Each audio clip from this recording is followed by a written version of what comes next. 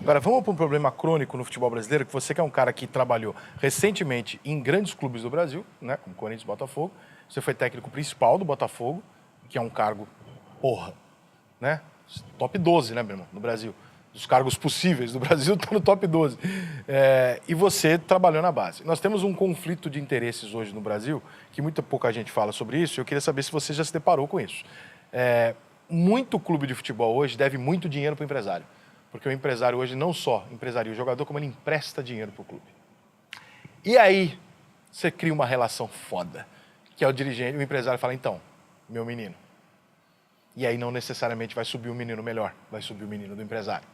Você já passou por isso? Você consegue identificar isso? Precisa me falar onde?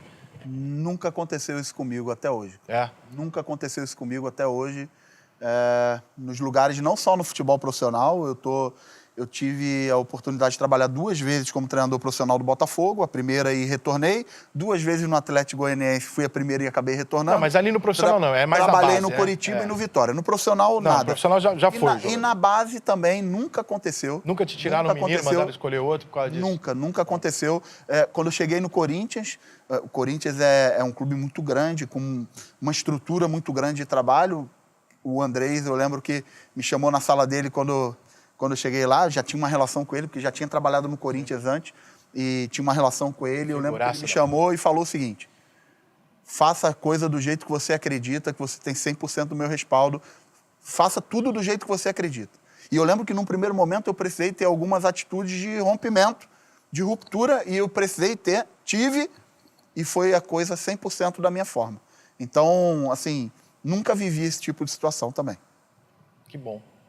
Porque no São Paulo eu sei de um caso, por exemplo, numa copinha, não vou falar o ano para não identificar, mas que o jogador do São Paulo desceu do ônibus para jogar a semifinal ou a final, e o cara falou, então, cara, precisamos trocar o seu empresário. Ele falou, não, meu empresário é fulano. Ele falou, então, cara, mas se o seu empresário for fulano... Foda. Nunca vivi isso. Foda. Até porque se eu tivesse a também se oportunidade chegar de no viver treinador, isso, obviamente teria, da minha parte, uma ruptura total, porque isso é um valor que eu não abro mão como treinador. Talvez por isso não chegue num cara que nem você, que é sério. O esquemeiro vai entrar, né? De forma alguma eu aceitaria algo nesse sentido. Agora, quais são os seus valores indiscutíveis e negociáveis dentro do campo? O que seria o barroquismo? Temos o dinismo. O que seria dentro do campo o barroquismo? Eu acho que o ponto principal da forma como eu enxergo que o treinador de futebol, ele coloca ali dentro de campo aquilo que ele foi quando era criança, aquilo que ele acreditava quando era um torcedor e via a equipe dele jogar, os jogadores que ele admirava, e tudo que ele viveu na vida dele, né? Algo que tem muito a ver com a minha vida, de onde eu venho, a minha história, tem a ver com coragem. Então, eu não seria capaz, nunca, em hipótese alguma, de falar para algum jogador que chega à Série A do Campeonato Brasileiro, que é um funil muito estreito, independente do clube que eu esteja, chegar para esse cara e falar que ele não é capaz de enfrentar uma outra equipe e que ele vai ter que jogar por uma bola e que a gente vai ter que jogar no erro de alguém. 100%. Uma coisa é a questão estratégica, pontual. Outra coisa é que isso seja um eixo central. Eu não seria capaz de estar à frente de um grupo de homens, de jogadores, de profissionais que chegaram à Série A do Campeonato Brasileiro. Porque é o seguinte, o cara que consegue chegar na Série A do Campeonato Brasileiro é muito mais difícil do que passar para a medicina na USP. Proporcionalmente, claro, o cara passou por diversos processos seletivos desde 12, 13 anos. Mais de 50% deles saíram de casa com 12, 13 anos, moraram em alojamento, passaram por treinadores, aí foram para Sub-15, passaram por outros treinadores, para o Sub-17 passaram por outros, para o Sub-20, romper a barreira de base para profissional. Dificilmente o jogador rompe a barreira. Social, né? Porque mais de 55% dos jogadores da base que chegam no clube com 12, 13 anos, eles não chegam ao Sub-20 porque eles têm que voltar para casa. Não é por causa de futebol. Sim, claro. Ajudar então, a mãe, trabalhar e tal. Olha a complexidade, olha por quanta coisa esse garoto passou. E aí ele vai jogar no América Mineiro, ele vai jogar na Chapecoense, ele vai jogar no Atlético Goianiense, e eu ouço um monte de gente falar, não, esses clubes aí, eles têm que jogar de uma forma... Por uma bola. Eu, particularmente, eu odeio a expressão saber sofrer em futebol. Eu não acredito em nada com relação a saber sofrer. Então, é um valor primário que eu não Você é protagonista do jogo. Não tem a ver com protagonismo, tem a ver com encorajamento. Eu não seria capaz de posicionar minha equipe, treinar minha equipe para jogar por um erro, por uma bola.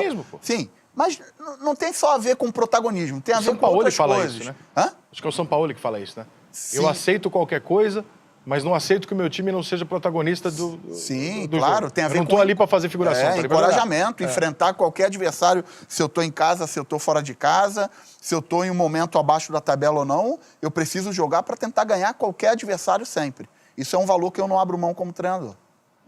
Você vai ter problema aqui no futebol brasileiro pelo jeito, né? Porque todo mundo quer muito você.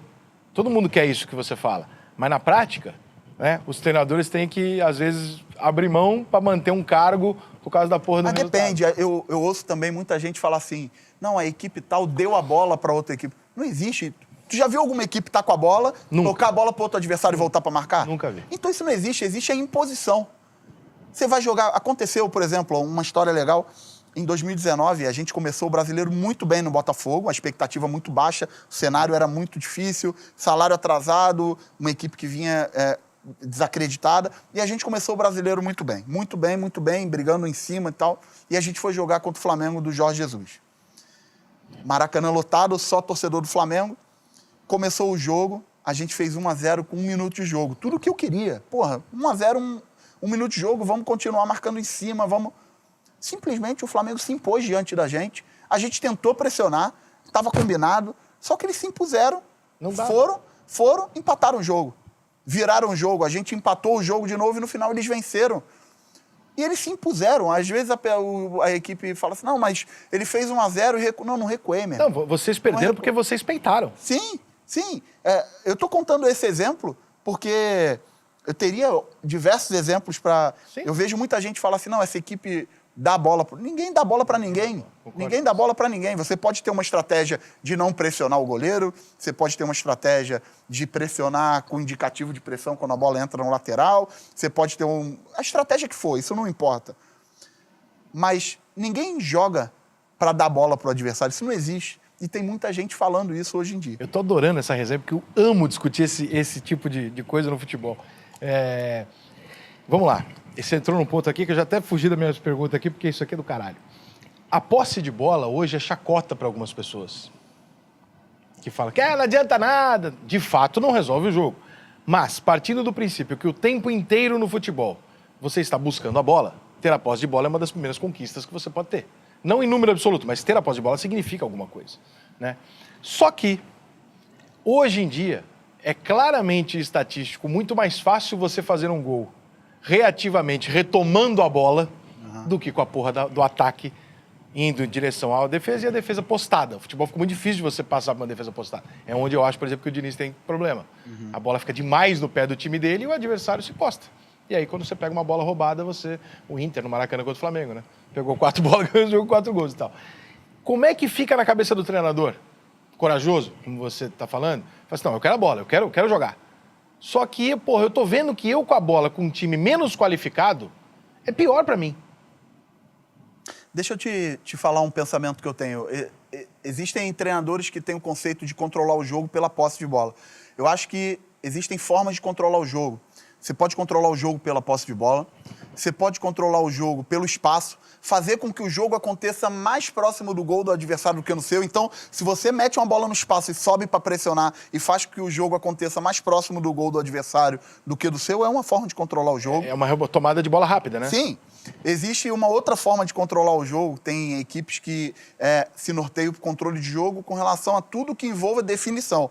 Então, se eu tiver mais ou menos posse de bola, mas se eu conseguir chutar mais, ter mais escanteio, ter mais cruzamento, ter mais falta lateral, chegar no terço final mais vezes, é uma forma de eu controlar o jogo também.